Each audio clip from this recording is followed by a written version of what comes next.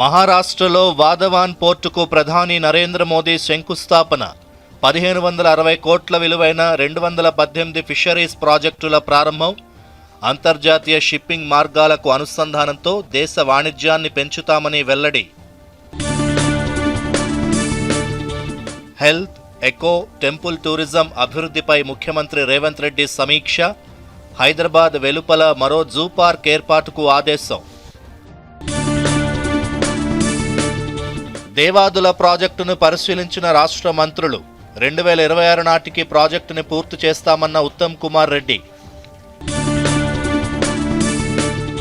2028లో తెలంగాణలో బీజేపీ అధికారంలోకి వస్తుందన్న కేంద్ర మంత్రి బండి సంజయ్.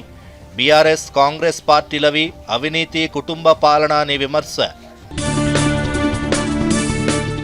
పాకిస్తాన్తో చర్చలు జరిపే ప్రసక్తే లేదన్న విదేశాంగ మంత్రి జైశంకర్. పశ్చిమాసియాలో శాంతిని భారత్ కోరుకుంటోందని స్పష్టీకరణ. పారాలింపిక్స్లో మెరిసిన భారత అథ్లెట్లు. స్వర్ణం అందించిన షూటర్ అవని లేఖరా.